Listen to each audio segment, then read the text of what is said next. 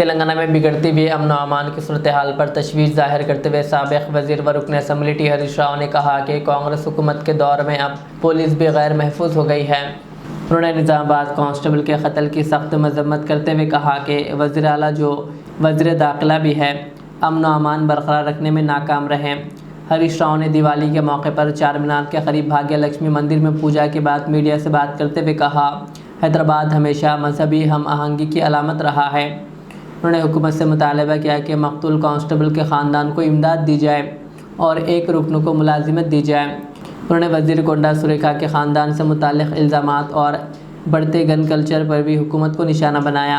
उन्होंने कहा कि तेलंगाना की सकाफ़त अपनी हम आहंगी के लिए नुमायाँ है, जहाँ हिंदू और मुसलमान एक दूसरे का एहतराम करते हैं। उन्होंने अवाम की खुशहाली और हैदराबाद की तरक्की के लिए दुआ की। రాష్ట్రంలో మనం చూస్తా ఉన్నాం ఈ మధ్య కాలంలో పోలీసులకే రక్షణ లేకుండా పోయింది. మొన్ననే చూసాం ఒక రౌడీ షీటరు ఒక పోలీస్ కానిస్టేబుల్ ని చంపడం జరిగింది.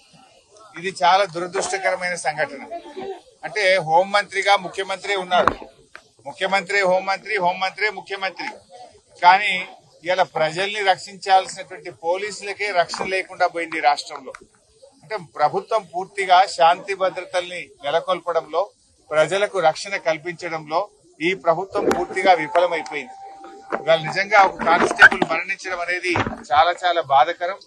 ఆ కుటుంబానికి మరి ప్రభుత్వం అన్ని రకాలుగా ఆదుకోవాలని, వారి కుటుంబ సభ్యుల్ని మరి ప్రభుత్వ ఉద్యోగంతో పాటు వారిని అన్ని రకాలుగా ప్రభుత్వం ఆ కుటుంబానికి అండగా ఉండాలని కూడా మేము ప్రభుత్వాన్ని డిమాండ్ చేస్తా ఉన్నాం. దీన్ని రివ్యూ చేసుకోవాలి.